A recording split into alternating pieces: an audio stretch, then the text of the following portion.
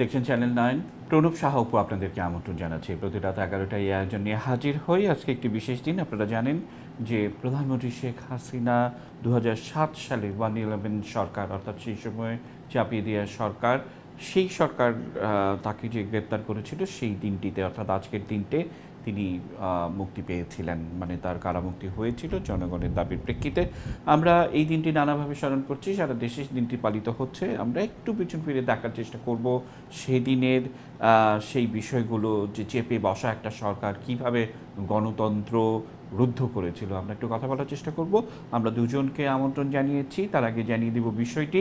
রুদ্ধ গণতন্ত্র মুক্তির দিন আমরা আমন্ত্রণ জানিয়েছি মোহাম্মদ নজরুল ইসলাম, তিনি সভাপতি অল ইউরোপিয়ান আওয়ামী লীগের, এবং আমন্ত্রণ জানিয়েছি বঙ্গবন্ধু শেখ মুজিব মেডিকেল বিশ্ববিদ্যালয়ের সাবেক উপাচার্য অধ্যাপক ডাক্তার শরীফউদ্দিন আহমেদ স্যারকে। স্যার, আপনাদের কৃতজ্ঞতা জানাচ্ছি। আমরা নজরুল ভাই আপনাকে দিয়ে অনুষ্ঠানটা শুরু করতে চাইছি, এবং যেমনটা বলছিলাম যে আজকে আপনার একটি লেখা ছাপা হয়েছে, সেই লেখাটির শিরোনাম রুদ্ধ গণতন্ত্র মুক্তির দিন। আমাদের আজকে শিরোনামও সেটি রেখেছি। সব কিছু মিলে এই দিনগুলো আমরা স্মরণ করতে চাই এ কারণে যে চাপিয়ে দেয়া সরকার বা চাপিয়ে দেয়া যে বিষয়গুলো আমাদের মধ্যে থাকে, তারা কিন্তু দেশের মানুষের ভবিষ্যৎ নিয়ে কখনো ভাবেন না। তারা কিন্তু তাদের এজেন্ডা বাস্তবায়নে আসেন। সব কিছু মিলে এই ধরনের অন্ধকার দিন পার হয়ে বাংলাদেশ কিন্তু আলোর দিকে এসছে। স্যার, কি যুক্ত করবেন? নজরুল ভাই। ধন্যবাদ আপনাকে দাদা। আসলে বাংলাদেশের রাজনৈতিক ইতিহাসে বড় পরিবর্তনগুলোর একটি ঘটেছিল 2007 সালের আজকে 2007 সালের অ্যাকচুয়ালি 11ই জানুয়ারি আবির্ভাব ঘটেছিল তথাকথিত 111 নামক যে সরকার, সেই চেপে বসা সরকার। তো তারা বাংলাদেশের রাজনীতিতে একটা অন্যরকম রাজনীতিকে কুণ্ঠিত করার জন্য যা যা করার সবকিছুই তারা করেছিলেন। চেপে বসা তত্ত্বাবধায়ক সরকার মিথ্যা মামলায় 2007 সালের 16ই জুলাই বাংলাদেশের স্বাধীনতার সংগ্রামে নেতৃত্ব দানকারী দল বাংলাদেশ আওয়ামী লীগের সভাপতি জননেত্রী শেখ হাসিনাকে গ্রেপ্তার করার পর সাহসী রাজনৈতিক পারিবারিক ঐতিহ্য ও সংগ্রামের ইতিহাসকে মুছে ফেলার কুৎসিত নির্মম ভয়াবহ চক্রান্ত করেছিল।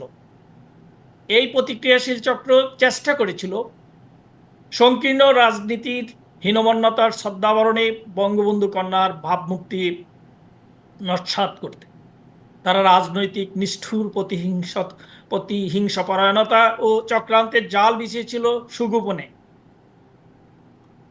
আমরা সবাই জানি, সেই কঠিন সময়ে এই প্রবাসী থেকেও দেশের মানুষের পাশাপাশি আমরা আন্দোলন করেছি। ইউরোপের প্রত্যেকটি দেশের রাজধানীতে আমরা সমাবেশ করেছি। ইউরোপের দেশগুলির সরকার এবং বিরোধী দলের নেতৃবৃন্দের কাছে, সরকার প্রধানদের কাছে আমরা স্মারকলিপি দিয়েছি এই চেপে বসা তত্ত্বাবধায়ক সরকারের উপর চাপ সৃষ্টি করার জন্য, যাতে তারা এই গণতন্ত্রের মানুষকন্যা জননেত্রী শেখ হাসিনাকে মুক্তি দেয়। আমাদের সেই সংগ্রামের নেতৃত্ব দিয়েছিলেন বঙ্গবন্ধুর আরেক সুযোগ্য কন্যা, আমাদের শ্রদ্ধেয় শেখ রেহানা আপা। তিনি প্রতিনিয়ত আমাদেরকে নির্দেশনা দিয়েছেন। তার নির্দেশেই আমরা ইউরোপে জননেত্রী শেখ হাসিনার মুক্তির প্রশ্নে দুর্বার আন্দোলন গড়ে তুলেছিলাম। প্রতিটি মুহূর্তে তার কাছ থেকে আমরা নির্দেশনা পেয়েছি, সুফলও আমরা পেয়েছি। যাক, আমি আজকের দিনে বঙ্গবন্ধু নজরুল ভাই আসবো, এবং এখনও বাংলাদেশের নিয়ে নানা ধরনের ষড়যন্ত্রের বিষয়গুলো আমরা দেখি, এবং বিদেশের মাটিতেই সেই বিষয়গুলোর ডানা মেলে। আমাদের হাতে যে সমস্ত তথ্যপাত্র, আমাদের সঙ্গে যেমনটা বলছিলাম যে সাবেক উপাচার্য বঙ্গবন্ধু শেখ মুজিব মেডিকেল বিশ্ববিদ্যালয়ের স্যার রয়েছেন। স্যার, একটা বিষয় যে মানে এই যে দিনগুলো আমরা পালন করি এবং নানাভাবে বাংলাদেশের মানুষের ভাগ্য নিয়ে যে ধরনের রাজনৈতিক ব্যাপারগুলো ঘটে, এত ষড়যন্ত্র প্রতিহত করা সেটি যেমন জরুরি, আবার মানুষের ভাগ্যের পরিবর্তন করা সেটিও জরুরি। কিন্তু ষড়যন্ত্র প্রতিহত করতেই যদি সারা জীবন লেগে যায়, তাহলে আর মানুষের ভাগ্যের পরিবর্তন কিভাবে সম্ভব? কিন্তু তারপরেও তো মানুষকে এগিয়ে নিতে হয়, দেশকে এগিয়ে নিতে হয়।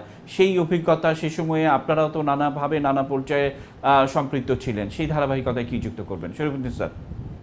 অনেক ধন্যবাদ আপনাকে আজকের এই সময় উপযোগী আলোচনা আয়োজন করার জন্য।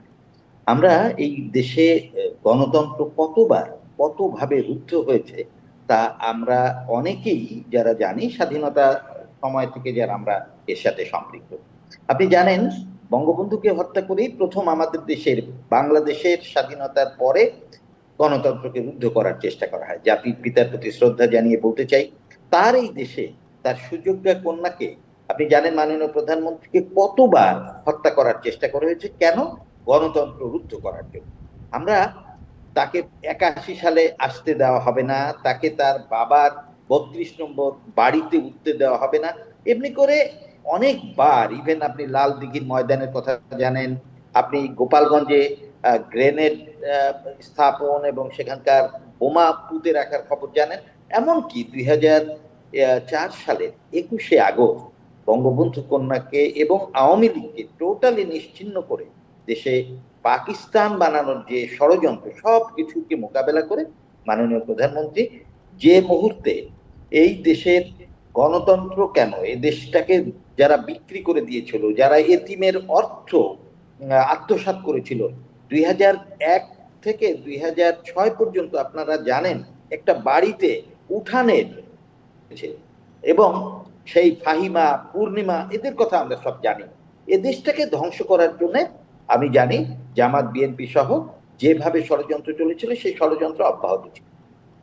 আজকের এই দিনটি আমাদেরকে স্মরণ করিয়ে দেয় যে 1/11 সাইদ ইস্কান্দারের আত্মীয় সেই মঈনুদ্দিন ফখরুদ্দিন সরকার যখন আবার বঙ্গবন্ধু কন্যাকে আটক করে, কারণ তার কোন রকম কোনো অসততা, তার কোনো অন্যায়, কোন রকম দুর্নীতি কিচ্ছু নাই, তাকে 2007 সালের 16ই জুলাই তাকে আক্রমণ করলো 1/11 এর সময়ে, এবং তাকে আমরা জানি যে সংসদ ভবনের পাশে যে একটা কারাগার তৈরি করা হলো, সেখানে তাকে আটক করা হলো এবং 11 মাস তাকে এমন ভাবে ওখানে বন্দি করে রাখা হলো যে তার সে অসুস্থ হয়ে পড়লো। আপনি জানেন সে 2004 সালের 21শে আগস্টে কান সহ শরীরে অনেক অস্বস্তি এবং অসুস্থতা ছিল।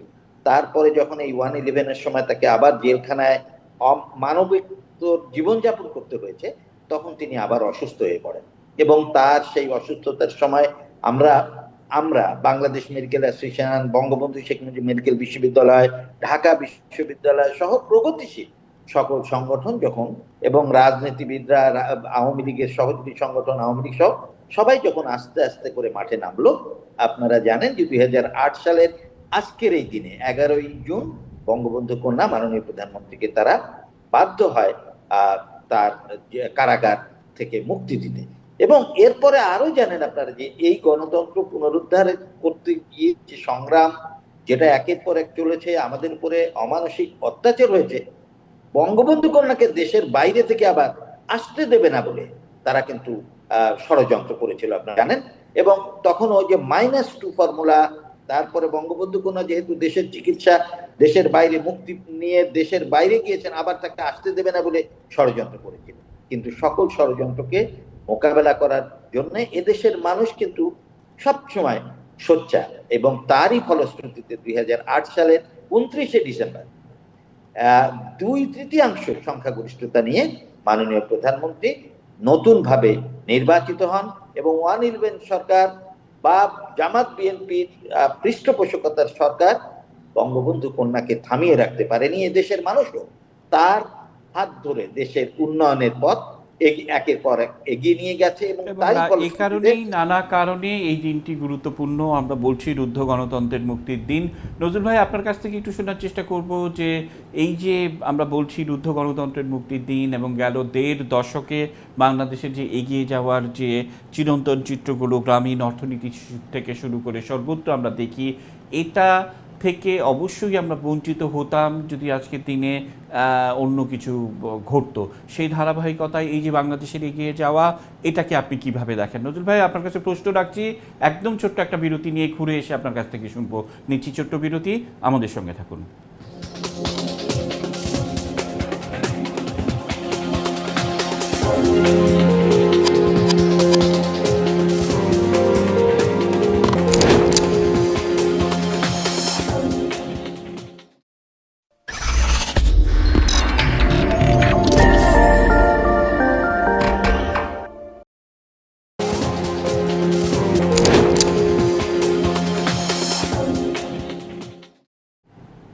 দেখছেন চ্যানেল 9। প্রণব শাহ অপু আবারও আমন্ত্রণ জানাচ্ছি।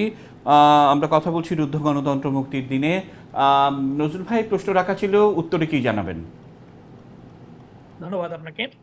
আসলে আমি প্রবাসে থাকি 4 দশকেরও অধিক কাল যাবৎ। আহ, যদিও দেশে প্রতিনিয়ত আই মিন বৎসরে কয়েকবার তো যাওয়া হয়ই। তো এইখানে থেকে আমার যে উপলব্ধি, এখানে থাকলেও প্রবাসে থাকলেও দেশের সাথে আমাদের একটা গভীর সম্পর্ক রয়েছে। দেশের উন্নয়ন অগ্রযাত্রা সবকিছুই আমরা দেখি, আমাদের পরিবার পরিজন দেশে থাকে। আজকে আমাদের যে অবস্থা, যেটা আমি প্রায়শই বলে থাকি, যে এই বাংলাদেশ বঙ্গবন্ধু কন্যা জননেত্রী শেখ হাসিনার হাত ধরে এই যে সময়টুকু আপনি বললেন, এর মধ্য দিয়ে এমন একটি উচ্চতায় যে পৌঁছেছে, যেটা আমরা এইভাবে বলতে পারি, যেটা আমার সাথেও ঘটেছে, যে প্রবাসে একটা সময় যখন আমরা এসেছি, তখন বাংলাদেশ কোথায়, পরিচয় জিজ্ঞেস করলে তোমার বাড়ি কোথায় যখন বলতাম আমি বাংলাদেশের, তো চোখ কুচলে বলতো এটা আবার কোথায়। তখন তাকে ইনিয়ে বিনিয়ে, যে এখানে মায়ানমারের ইন্ডিয়ার পাশে ছোট্ট একটি দেশ, আমরা 1971 সালে যুদ্ধ করে এইভাবে বেশ স্বাধীনতা অর্জন করেছি। কিন্তু তারপরে তারা জানতে চাইতো না। তারপরে স্বাভাবিক কারণে আমরা বিশ্বের বোধহয় তখন সোমালিয়া 1 নম্বর দরিদ্র দেশ ছিল, আমরা বোধহয় 2 বা 3 নম্বরের দরিদ্র দেশ ছিলাম। আমাদের দেশে আমাদের পরিচয়ই তারা এইভাবে, মানে আমাদেরকে তাচ্ছিল্যের সহিত দেখতো। আমরা আমাদের পরিচয় অনেক জায়গায় লুকিয়ে রাখতাম। আহ, ভ্রমণে কোথাও যেতে হলে বাংলাদেশের পাসপোর্ট নিয়ে পাশের দেশে অন্য জায়গায় ইমিগ্রেশনে দাঁড় করায় রাখতো, অহেতুক, যেহেতু বাংলাদেশের হতদরিদ্র দেশের মানুষ নানা কারণে। আর আজকে অবস্থাটা আমাদের এমন হয়েছে যে আমরা মাথা উঁচু করে বসবাস করি। আমি বাংলাদেশের এই পরিচয়টি জানার পর এই এই সাদা চামড়ার উন্নত দেশের এই মানে শিক্ষিত মানুষজন একটু সময় নিয়ে দাঁড়িয়ে বাংলাদেশের উন্নয়ন অগ্রযাত্রার গল্প শুনতে চায়। বাংলাদেশের নেতা বঙ্গবন্ধু কন্যা জননেত্রী শেখ হাসিনার কারিশমিক নেতৃত্বের গল্প শুনতে চায়। এবং আমাদের মাথা মানে উঁচু হয়ে যায়, গর্বে বুকটা ভরে যায়। আমরা এখন বাংলাদেশি পরিচয় দিতে এত স্বাচ্ছন্দ্য বোধ করি, একসময় লুকিয়ে রাখতাম। এটা হলো নির্যাসটুকু আমি আপনাকে বললাম। আপনাদের প্রত্যেকেরই পরিবার পরিজন আত্মীয় স্বজন প্রবাসী থাকে, জেনে রাখবেন, বুকে হাত দেওয়া সবাই বলতে বাধ্য যে আমরা এখন কোথায় আছি, আমাদের সম্মান কতটুকু বৃদ্ধি পেয়েছে, এটা বলার অপেক্ষা রাখে না। সেটা একমাত্র বঙ্গবন্ধু কন্যা জননেত্রী শেখ হাসিনার হাত ধরেই হয়েছে। আজকে বাংলাদেশ বিশ্বে উন্নয়নের রোল মডেল। এটা আপনার আমার মুখের কথা নয়, এটা আন্তর্জাতিকভাবে স্বীকৃত। জি, আমি জাতিসংঘের আসবো। জেনারেল সেক্রেটারির মুখ দিয়ে এটা উচ্চারিত হয়। নজরুল ভাই যে কথাগুলো বলছিলেন, আমাদের সবারই অভিজ্ঞতা মোটামুটি এটি একটি দিক। আবার পাশাপাশি যে প্রতিনিয়তই যে নির্বাচন এলে আমরা দেখি যে এক ধরনের ষড়যন্ত্রের মধ্য দিয়ে যেতে হয়। সোশ্যাল মিডিয়া থেকে শুরু করে সামাজিক যোগাযোগ মাধ্যমে যে ধরনের অপপ্রচার আমরা দেখি, আবার ভোট শেষ হয়ে যায়, এই প্রচারগুলো বন্ধ হয়ে যায়। আমি বলছি যে একদম সুনির্দিষ্ট দিনক্ষণ ঠিক করে একটা মহল বসেই আছে বাংলাদেশকে পিছনে টেনে ধরার জন্য। আপনার কি মনে হয় না যে এগুলোর ব্যাপারে এখন থেকেই আরও বলিষ্ঠভাবে প্রচারণা কিংবা মানুষকে নানাভাবে যে সত্য তথ্য তুলে ধরে এই ব্যাপারগুলোকে ঠিকঠাক করা? স্যার, কি যুক্ত করবেন? অবশ্যই, অবশ্যই আপনি সত্যিকার অর্থে যথার্থই বলেছেন যে আমাদের দেশে একটা নির্বাচন আসার সাথে সাথেই আমরা দেখি বিরোধীরা নির্বাচনে অংশগ্রহণ না করা। দেশে ক্ষমতা যদি কেউ গ্রহণ করতে চায়, অবশ্যই নির্বাচন ছাড়া অন্য কোনো পদ্ধতি থাকা উচিত না। যদিও 1/11-এর মতো ঘটনাও এদেশে ঘটেছে, অনির্বাচিত সরকার এসেছে। তবে পরবর্তীতে 2/3 মেজরিটি নিয়ে মাননীয় প্রধানমন্ত্রীর সরকার, জননেত্রী শেখ হাসিনার সরকার এখন থেকে বলেছে অনির্বাচিত সরকার অবৈধ হবে, এবং যেটা অলরেডি সুপ্রিম কোর্টের মাধ্যমে আমরা এটা জানতেও পেরেছি, এবং জিয়াউর রহমানের সরকার যে অবৈধ ছিল সেটাও প্রমাণ হয়েছে। আমি যে কথাটি আপনাকে বলতে চাই, স্বাধীনতার সময় আমাদের পার ক্যাপিটা ইনকাম ছিল মাত্র $99, আর আজকে আমাদের একজনের জনপ্রতি $2,884 আমাদের পার ক্যাপিটা ইনকাম। এটা বঙ্গবন্ধু দেশটা স্বাধীন করেছিলেন, আর তার সুযোগ্য কন্যা ক্ষমতায় ছিলেন বলে আজকে দেশকে উন্নয়নের রোল মডেল করেছেন। আমরা কি কখনো স্বপ্ন দেখেছি যে পদ্মা সেতু বাংলাদেশে হবে? আমরা কি মেট্রো রেলের স্বপ্ন দেখেছি? আমরা যারা বিদেশে গেছি, ওই ইউরোপে উনি আছে, উনি হয়তো তখন চড়েছেন, বাংলাদেশের মানুষ চড়তে পারেনি।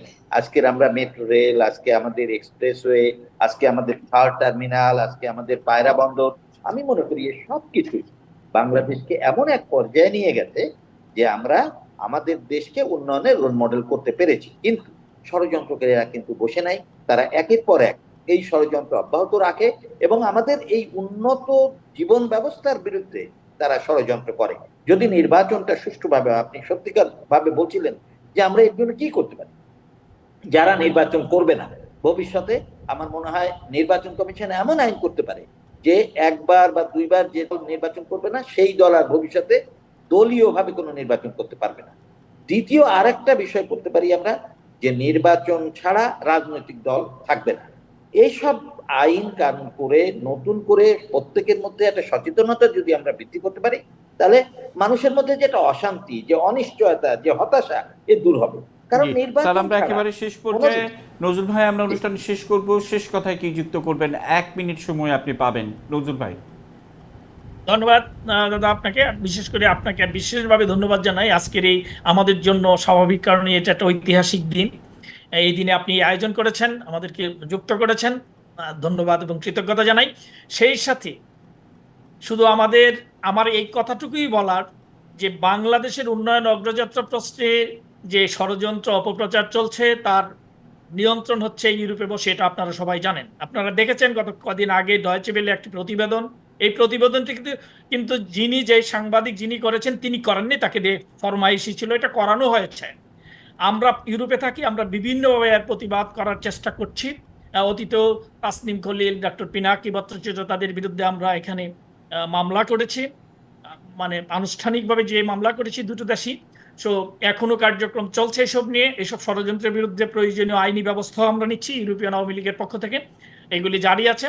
তো আজকের দিনে আমাদের সবচেয়ে বড় প্রার্থনা মহান সৃষ্টিকর্তার কাছে যে এগিয়ে চলা বাংলাদেশের মহানায়ক, যিনি জাতির পিতা বঙ্গবন্ধুর স্বপ্নের অসাম্প্রদায়িক সম্প্রীতি সমৃদ্ধ সোনার বাংলা বিনির্মাণে দিবানিশি লড়াই করে চলছেন, তার সুস্বাস্থ্য ও দীর্ঘ জীবন, এটাই আমাদের আজকের দিনে প্রার্থনা। আমরা শেষ করব। জয় বাংলা, জয় বঙ্গবন্ধু, জয় স্যার। আপনার সমাপনী বক্তব্যে কি যুক্ত করবেন? 30 সেকেন্ড সময় আপনার জন্য। আজকের এই দিনে আমাদেরকে মনে রাখতে হবে ষড়যন্ত্রকারীদের বিরুদ্ধে ঐক্যবদ্ধভাবে এগিয়ে যেতে হবে। যার নেতৃত্বে বাংলাদেশ এগিয়ে যাচ্ছে, সারা বিশ্বে আমরা সুনাম অর্জন করতে পেরেছি, তার দীর্ঘায়ু, সুস্বাস্থ্য এবং বারবার তিনি যাতে সরকারে থাকেন এবং 2041-এর উন্নত বাংলাদেশ গড়ে তুলতে পারেন, তার জন্য আমাদের সবাইকে একসাথে কাজ করতে হবে। এটাই ধন্যবাদ এবং কৃতজ্ঞতা। দর্শক এতক্ষণ দেখার জন্য আবারও ধন্যবাদ জানাচ্ছি। আবারও জানিয়ে দিতে চাইব যে রবি থেকে বৃহস্পতি রাত 11টায় আমরা এই আয়োজন নিয়ে হাজির হই। আজ বিদায় নিচ্ছি, শুভরাত্রি।